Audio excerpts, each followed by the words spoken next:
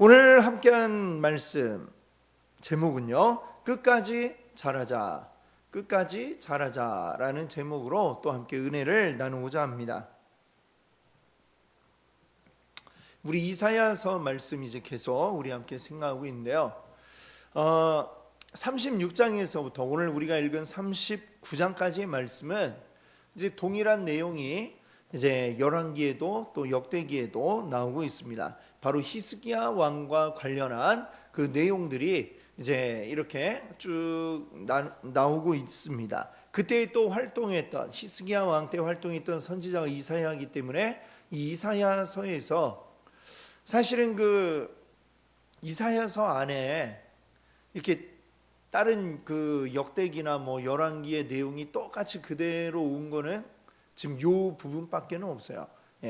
다른 왕들 뭐 아하스, 우시야, 요담, 아하스, 히스기야 4명의 왕에 걸쳐서 활동을 했는데 그 중에 히스기야 왕의 이야기만 나와 있다.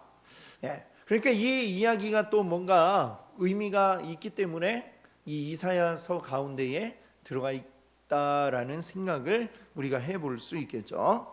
특별히 이 때가 지금 유다의 역사 가운데서는 아주 가장 위태로웠던, 물론 망할 때도 위태로웠는데 그때는 그냥 그 위기 가운데 끝나버렸으니까 굉장히 전성기 같으면서도 큰 위기 가운데 있었던 때가 이 히스기야 왕 때였습니다. 자, 그래서 아마도 이제 그와 관련해서 히스기야는 어떻게 그 위기를 넘어섰는가라는 것을 조금 더 이제 보여주기 위해서 그 부분을 동일한 내용이지만 이 이사야서에 싣고 있다, 이렇게 우리가 생각할 수 있을 것 같아요. 하나님의 도움으로 그 유다가 아수르에 망하지 않고 이제 잘 넘겼던 그 이야기죠. 그 이야기가 이제 함께 나오고 있는데, 자, 근데 그 히스기야 왕과 관련한 이야기 가운데 잘 넘겼던 그 부분까지만 이야기하는 게 아니고 그 아수르 왕이 물러간 이후에 이제 그래서 죽고 난 후에도 또 다른 어떤 이야기들이 덧붙여져 있는 것을 보게 됩니다.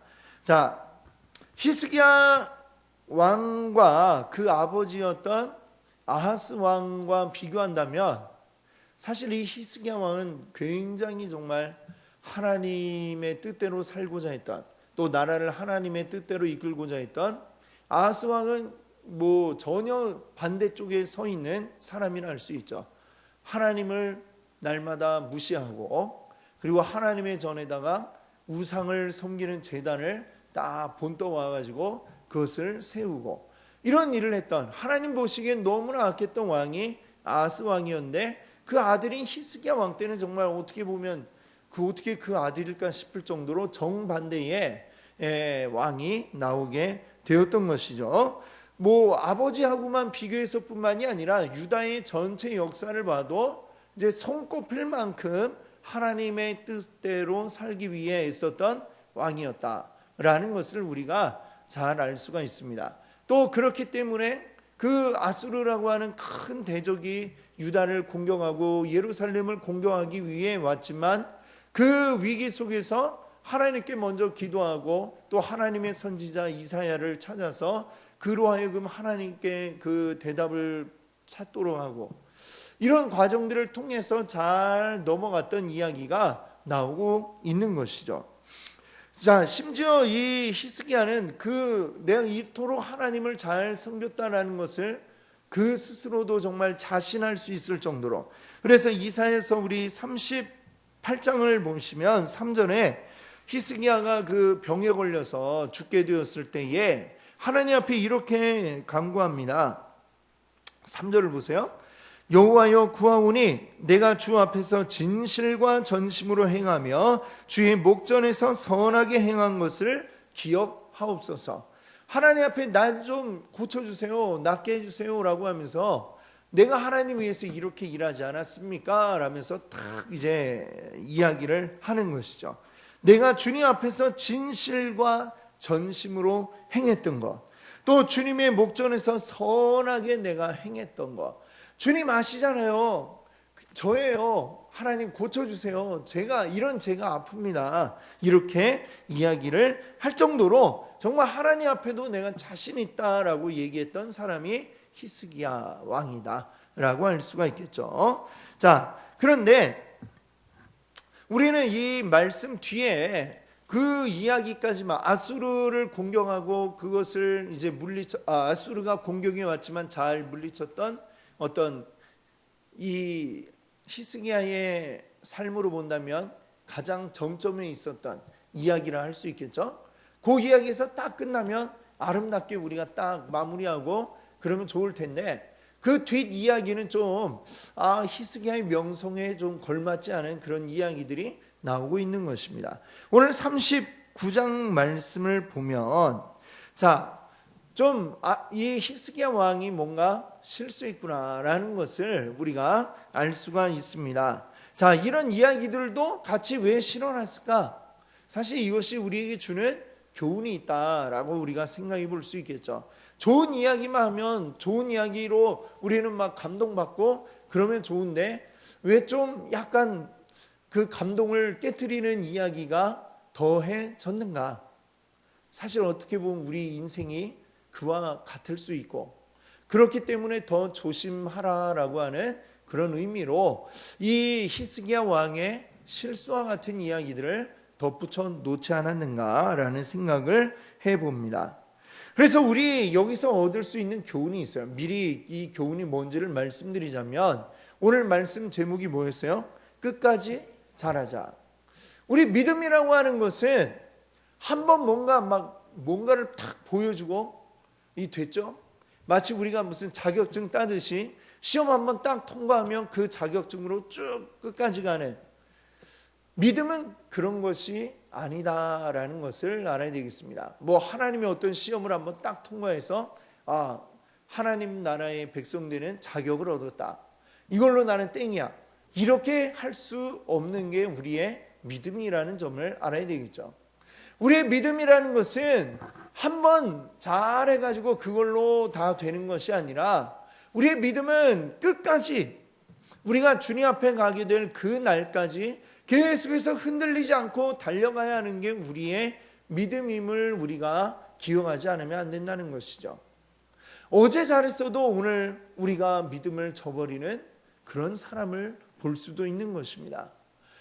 그렇지 않더라도 굉장히 흔들리고 어제 정말 그렇게 믿음의 일들을 했던 사람인가 싶을 정도로 흔들리는 굉장히 시험을 받고 있는 모습을 또 우리가 볼 수도 있는 것이죠.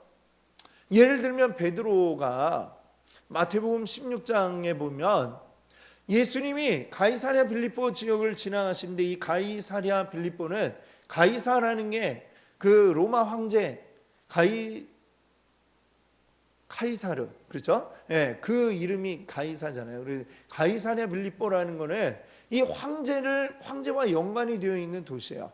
헤롯이 황제에게 잘 보이기 위해서 지은 도시입니다. 그리고 거기에는 어마어마한 웅장한 황제를 숭배하는 그러한 신전이 딱 지어져 있는 도시죠. 그것을 지나가면서 우와 멋지다 이런 이야기들을 하면서 제자들이 이제 지나가고 있어요. 거기에서 예수님이 그들에게 물어보십니다.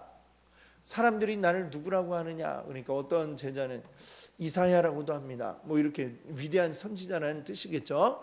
또 누구라고도 해요. 선지자라고도 하고 하나님 보낸 사람이라고도 합니다. 그러면 너희는 나를 누구라고 하느냐? 제자들에게 묻습니다. 예수님이. 그랬더니 그 가운데 베드로가 이런 대답을 하죠. 주는 그리스도시요 살아계신 하나님의 아들입니다. 예수님이 듣고 싶었던 100점짜리 딱 정답을 베드로가 딱 얘기해요. 그리고 예수님이 베드로를 칭찬하시죠. 베드로가 이야기했던 그 말, 예수님이 누구신가? 우리 예수님은 그리스도시고 살아계신 하나님의 아들이시라는 이 믿음의 반석 위에 내가 교회를 세우겠다 라고 하면서 이 베드로에게 네가 땅에서 매면 하늘에서도 매이고 땅에서 풀면 하늘에서도 풀릴 것이다 이런 그런 아주 정말 복된 말씀을 베드로에게 하시잖아요.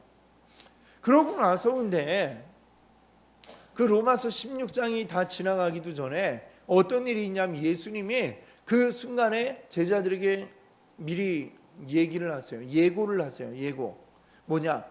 내가 얼마 있지 않아서 끌려가서 죽게 될 거다. 고난당하고 죽게 될 거다. 이런 얘기를 하세요. 그랬더니 베드로가 무슨 말씀이세요, 예수님? 절대 그런 일 없을 겁니다. 제가 예수님 보호하겠습니다. 딱 이러니까 예수님이 베드로에게 뭐라고 하셨느냐면 사탄아 물러가라 이렇게 얘기를 하셨어요. 좀 전에는 네 믿음의 반석 위에 교회를 세우리라 이랬는데 그 하늘에서도 풀리고 하늘에서도 매이고 이게 모든 게 다 베드로를 통해서 이루어질 거다. 하나님 나라의 천국 문을 맡은 그런 중요한 역할을 주겠다고 하셨는데 좀 있으니까 사탄이 되어버렸어요. 완전 극과 극이죠. 그렇죠? 그 순식간에 그런 일이 벌어진다는 것입니다. 우리도 그럴 수 있다는 것이죠. 히스기야도 보니까 그도 역시 사람인지라 믿음으로 굳게 서서 승리했지만 또 좀 지나니까 그것이 헷갈리고 흔들리는 모습을 보여주더라라는 것을 오늘 이사야서를 통해서 우리에게 보여주면서 그래서 너희가 기억해라 라고 하는 것이죠. 우리 사람의 연약함을 우리가 기억하지 않으면 안 됩니다. 그리고 그 연약함 때문에 우리는 날마다 주님을 붙잡지 않으면 안 되고 오늘 불렀던 찬양처럼 우리 약할 때 강함 되시는 하나님을 주님을 의지하지 않고서는 우리가 도저히 이 세상의 이 어려움들을 우리가 이겨낼 수 없고 우리에게 다가오는 이 시험들을 이겨낼 수 없는 것이죠. 그것을 바로 기억하라라는 의미로 이와 같은 말씀을 주셨다라고 생각을 합니다. 자, 39장 1절을 보세요. 1절에 보니까 자, 누가 나오느냐? 누가 나옵니까? 발라단의 아들 바벨론 왕 무로닥 발라단. 그가 등장을 하는데 이 사람 누구냐?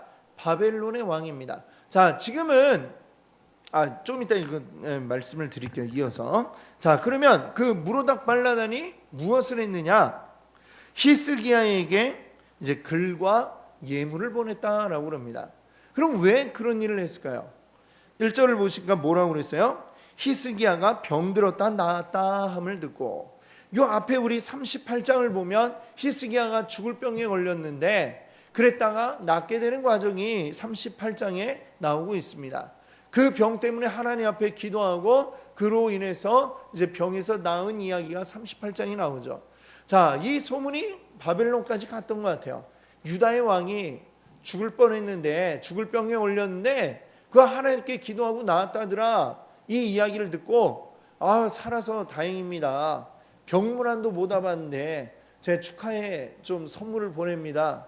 라면서 이제 자기 신하들을 보내서 말하자면 사신이죠. 사신을 보내가지고 이제 그런 글을 쓰고 그 다음에 선물을 가지고 와갖고 유다 왕인 히스기야에게 준 것입니다.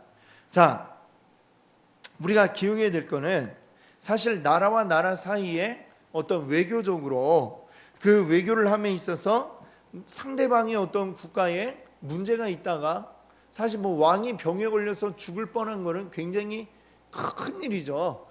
지금 이 시대는 왕정 국가 시대이고 왕은 모든 나라의 정권을 가지고 있는 사람이잖아요. 오늘날에는 그게 이제 분리가 되어 있죠. 삼권 분립이라고 하죠. 그래서 대통령, 입법, 사법, 행정 이렇게 딱 나눠져 있지만 이 옛날에는 이게 모든 게 다 한 사람 왕에게 모든 게 다 좌우되던 때인데 그 왕이 막 죽을 뻔했다. 그랬다가 살아났다. 어쨌거나 상건 다행이지만 하여튼 나라의 큰 위기였다라고 이야기할 수 있는 것입니다. 자, 그런데 잘 살아났어요. 극복이 되었다. 그래서 이제 그것을 축하해주고 해주는 것은 외교상으로 당연한 일이라고 할 수 있겠죠. 밀접한 나라가 그런 일이 있다면. 자, 그런데 단순히 바벨론 왕은 그 이유 때문에만 이 사신들을 보냈을까라는 점을 우리가 생각해 봐야 됩니다. 물론 요 말씀 안에는 그 외에 다른 목적은 나오질 않죠. 나오질 않지만 우리가 그 시대의 어떤 역사적 상황들을 살펴보면 우리가 짐작을 해볼 수 있습니다. 이때 최강자는 지금 어디냐면 아수르죠. 아수르는 티그리스강, 유프라테스강 이 유역에 이제 자리 잡고 있는 나라입니다. 자, 그리고 그 아래로 이제 쭉 이제 지금의 중동 지역 물론 그쪽도 중동인데 이쪽은 그러니까 이제 그 이스라엘과 위에 요즘으로 치면 이제 요르단, 또 위에 뭐 바레인 뭐 이런 나라들이, 시리아 이런 나라들이 쭉 있죠. 자, 이쪽에 지금 아수르가 점점 힘을 뻗쳐가지고 그 나라들을 하나씩 하나씩 지금 차지하고 있어요. 그런데 이 아수르에 대항하는 한 세력이 지금 그 티그리스 유프라테스 강 유역, 우리가 이제 메소포타미아 지역이라고 하는 그쪽에 다른 한 신흥 강대국이 생겨난 거죠. 그게 어디냐면 바로 바벨론입니다. 바벨론이 지금 그쪽에 나타나갖고 지금 아수르와 경쟁을 하고 있는 상황이었어요. 그리고 그 바벨론이 지금 유다에 지금 사신을 보냈어요. 그러면 어떤 의도를 가지고 있을까요? 물론 히스기야 왕의 그 쾌유를 축하하는, 그것은 사실은 어떻게 보면 하나의 핑계다라고 할 수 있겠죠. 자, 아수르라고 하는 큰 나라에 맞서기 위해서 바벨론이 취할 수 있는 전략은 어떻게든 자기 편을 많이 만드는 게 또 중요한 일이겠죠. 그러니까 사신을 보낸 거예요. 그래가지고 어떻게 해요? 안 그래도 아수르한테 얼마 전에 공격을 당해가지고 큰일 날 뻔했는데, 그런 일이 있었잖아요, 히스기야 왕 때. 그랬다가 또 왕이 또 죽을 뻔했다가 아이고 참 잘 위기를 잘 넘겼네요, 축하합니다 하면서 선물도 주면서 그 다음에 뭐예요? 우리 바벨론입니다, 잘 기억해 두시고 우리 이 아수르한테 언제까지 이렇게 당하고만 있을 겁니까? 함께 힘을 합치시다, 이런 얘기를 하지 않았겠는가? 예, 충분히 정황상 그런 이야기들을 했겠죠. 그렇죠? 설사 하지 않았더라도 어때요? 지금은 얘기 안 했어도 나중에 뭔가 문제가 있을 때 그때 우리 아시죠? 그때 선물 보냈던 바벨론입니다 하면서 또 도와달라고 이야기를 할 어떤 구실들을 찾기 위해서 이렇게 친해지는 과정, 친한 척을 하는 것이죠.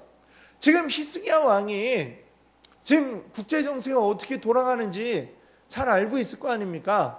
아무리 조그만 나라 유다의 왕이라 할지라도 지금 어떻게 세상이 돌아가고 있고 저쪽에 아수르 옆에 바벨론이라는 나라가 있는데 그 나라가 지금 어떻게 하고 있고 무엇을 지금 계획하고 있는가 알고 있을 거란 말이죠. 그런데 지금 그들을 이제 맞아들여서 그 다음에 어떻게 했느냐? 히스기야가 어떻게 했냐면 2절을 보세요. 히스기야가 사자들로 말미암아 기뻐하여, 물론 기뻐하는 것은 당연하죠. 이 바벨론 왕이 나를 생각하고 이렇게 선물도 보내주고 고맙네, 뭐 이런 정도 생각은 당연할 거예요. 그런데 그 다음에 어떻게 했느냐? 그들에게 보물창고 곧 은금과 향료와 보배로운 기름과 모든 무기고에 있는 것을 다 보여주었으니 히스기야가 궁중의 소유와 전 국내의 소유를 보이지 아니한 것이 없는지라. 자, 이들이 와갖고 이제 막 병문안도 하고 이러니까 기뻐가지고 어떻게 했느냐면 잘 오셨다라고 하면서 자기 나라 안에 모든 걸 다 보여주는 거예요. 말하자면 이 유다 안에 있는 모든 기밀까지도 하나도 남김없이 싹 다 보여주는 것이죠. 그래요, 우리는 동맹 관계니까.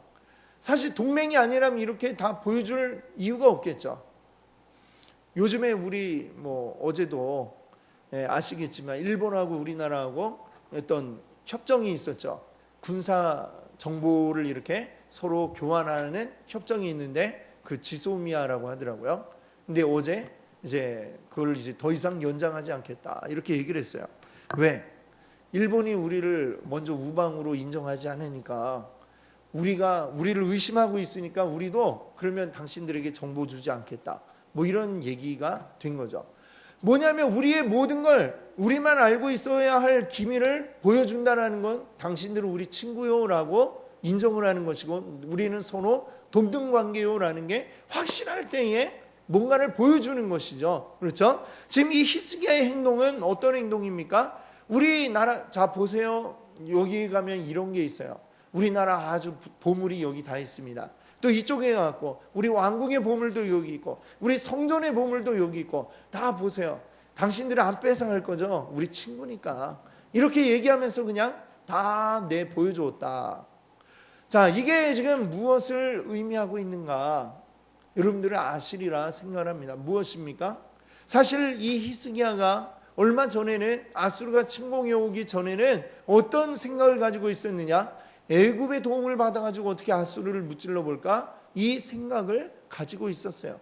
그것을 하나님 또 책망하셨던 일이 있고요. 그러면서 이사야를 통해서 너희 그런 생각 말고 이제 하나님만 의지해. 하나님만 의지하면 하나님 도와주신다. 이사야가 얘기하니까 하나님한테 부르짖고 기도하고 그래서 아수르를 무찔렀던 그것이 불과 얼마 되지 않는 얼마 전의 이야기다라는 것이죠.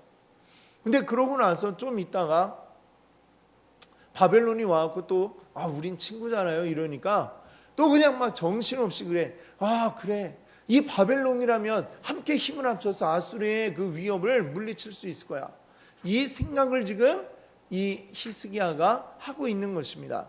그래서 그들에게 당신들은 우리의 친구니 나의 모든 비밀 아낌없이 다 보여주겠소 라고 하면서 여기저기 돌아다니면서 다 보여주었다라고 이야기를 하는 것이죠. 이것을 하나님이 어떻게 생각하실까요? 기뻐하시겠습니까? 그렇지 않죠. 하나님이 너 나만 믿으랬더니 이제는 또 바벨론을 이제 믿기로 했냐? 하나님이 이렇게 생각하시는 게 당연한 것입니다. 그래서 이 일을 이사야가 이제 가지고 하나님의 말씀을 또다시 왕에게 와서 전하는 것입니다. 자, 하나님은 유다가 아수르를 의지하려고 할 때 그게 언제예요? 그 전 왕이었던 아하스 왕 때 아수르를 의지하던 그 이야기가 나오죠. 그때에 어떻게 하셨습니까? 하나님이 정신 번쩍 나게 하시는 그 일들이 있었습니다. 자, 또 이 아들인 히스기야 왕 때는 또 애굽을 의지하려고 하고 그랬다가 또 큰 어려움을 겪게 되는 이런 일들이 있었죠. 몇 번의 이런 경고, 하나님의 경고를 받음에도 불구하고 여전히 정신 못 차리는 이 히스기야를 향해 또 이 히스기야가 다스리고 있는 유다를 향하여 하나님이 하시는 말씀은 무엇인가? 6절을 보세요. 보라, 날이 이르리니 내 집에 있는 모든 소유와 내 조상들이 오늘까지 쌓아둔 것이 모두 바벨론으로 옮긴 바 되고 남을 것이 없으리라. 하나님의 말씀은 너 바벨론 친구라고 생각하면서 네 가지고 있는 모든 것 다 보여줬지? 그 네 친구라고 굳게 믿는 바벨론이 다 가져갈 거다. 이 말씀을 하시는 거예요. 자, 그뿐만이 아닙니다. 7절을 보세요. 또 내게서 태어날 자손 중에 몇이 사로잡혀 히스기야의 후손, 그것은 뭐 다른 말로 하면 뭐예요? 왕족이죠. 왕족. 왕이 될 사람 포함하여 이 왕족들이 어떻게 될 것이냐? 바벨론에 끌려가가지고 왕궁의 환관이 되리라. 환관이 된다. 왕이 될 사람들이 다른 나라의 환관이 된다는 것은 얼마나 이게 치욕적인 일입니까? 그렇죠? 나라의 굉장한 치욕이라고밖에 말할 수 없을 것입니다. 자, 그런 일들이 벌어진다. 즉 나라가 제대로 살아있고 힘이 있다면 어떻게 그 나라의 왕이 될 사람이 환관이 될 수가 있겠어요? 그런 일은 없죠. 이 나라가 망할 것이고 너희 안에 있는 모든 보물들은 다 바벨론으로 끌려갈 거다. 누구에게? 네가 지금 이렇게 굳게 친구라고 믿고 있는, 네가 지금 의지하려고 하는 그 나라 바벨론에게 이 나라가 그런 험악한 꼴을 당하게 되리라 라는 것이 바로 하나님의 말씀인 것입니다. 자, 8절을 보면 그래도 히스기야가 이게 도대체 이해가 안 되는 말이죠. 이것도 그렇죠? 히스기야가 이사야에게 이르되 당신이 이른 바 여호와 하나님의 말씀이 좋소이다 하고 또 이르되 내 생전에는 평안과 견고함이 있으리로다. 그래도 내 때에는 그런 일이 없겠군요.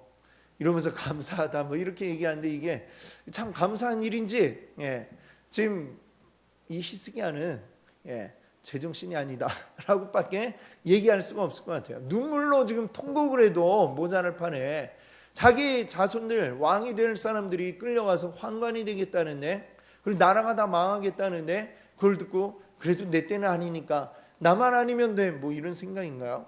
지금 이 히스기야의 그 모습은 굉장히 지금 하나님 보시기에 너무나 지금 멀리 가 있는 그런 모습이구나 라는 것을 생각해 봅니다. 자, 한때는 하나님의 칭찬을 받는 왕이었습니다. 그렇죠?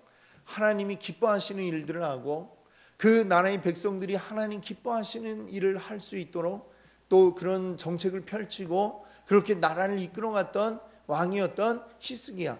그러나 그가 시간이 지나면서 그의 마음 가운데에 이렇게 흔들려 버리고 이렇게 믿음이 약해진 모습을 보이는 것을 또 볼 수가 있습니다. 아까 처음에 말씀드린 것처럼 우리 끝까지 잘해야 되는 것이죠. 한번 믿음의 모습을 보여서 자 됐죠? 이제부터 알아서 뭐 우리 구원파 늘 이야기하지만 구원파 그런 거잖아요. 내가 한번 구원받았으니까 구원받았으면 이제 딱 자격증 취득한 거죠. 하나님 나라 자격증 취득해가지고 나 이제 끝까지 이 자격증으로 살아갈 거야. 이제 어떻게 하든 상관없어 라고 생각하는 게 그게 이제 구원파인데 지금 우리의 믿음은 그와 같은 믿음이 옳지 않다라는 것을 우리는 알고 있습니다. 우리의 믿음은 무엇입니까? 지금 한 번 잘했다고 해서 되는 것도 아니고 또 한 번 못했다고 해서 우리가 구원이 취소되고 이런 것도 아니에요. 그러나 우리가 기억할 것은 우리의 믿음이 계속하여 꾸준히 하나님 앞으로 달려가는 중이다라는 것을 여러분들 기억하시기 바랍니다. 잘 해야 되는데요. 하나님 앞에 끝까지 잘해야 되는 것입니다. 끝까지 우리가 하나님의 말씀을 곡해하고 내 마음대로 내 생각대로 그렇게 하는 것이 아니라 내 믿음, 이 가진 믿음이 오늘보다 내일이 더 내일보다 모레가 더 커지는 그런 믿음, 또 하나님 우리에게 주신 예수 그리스도를 더 닮아가는 그런 믿음으로 날마다 바뀌어져 가고 변화되어져 가고 그렇게 되어야만 하는 것이죠. 그것이 우리 하나님이 원하시는 모습인 줄 믿습니다. 오늘 이 히스기야는 어떻게 보면 그의 인생에 어떤 큰 사건을 겪은 후에 좀 나를 어떻게 보면 그의 마음 가운데 교만함이 있었다라고도 할 수 있을 것 같아요.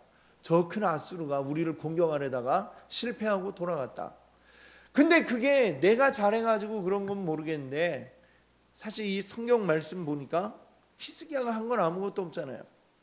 그냥 성 안에서 벌벌 떨면서 기도한 것밖에는 사실 없었습니다. 그때에 하나님이 일하시는 것을 볼 때에 하나님이 역사하신 것을 볼 때에 하나님께로 온전히 영광을 올려드리고 내가 한 것은 아무것도 없고 하나님이 모든 걸 하셨습니다. 이 고백함으로 온전히 계속하여 그의 믿음을 발전시켜 나갔다면 이런 일이 있었을까요? 아마도 그러지 못했으리라. 그러지 못했기 때문에 이렇게 되었으리라 라는 생각을 해봅니다. 오늘 우리의 믿음이 굳건하게 서기를 원합니다. 무엇보다도 주님 앞에 우리는 아무것도 아니고 내 힘으로 내 능력으로 하는 것이 아니라 오직 하나님의 능력으로 우리 하나님의 역사하심으로 우리 삶의 모든 일들이 이루어짐을 우리가 고백하며 나아가기 원합니다. 그때 하나님의 일이 계속해서 우리 가운데 이루어질 것이고 우리의 믿음이 더 성장해 나갈 줄 믿습니다. 우리의 믿음이 흔들리지 아니하도록 굳건하게 서시는 그런 여러분들 되시기 바랍니다. 함께 기도합니다.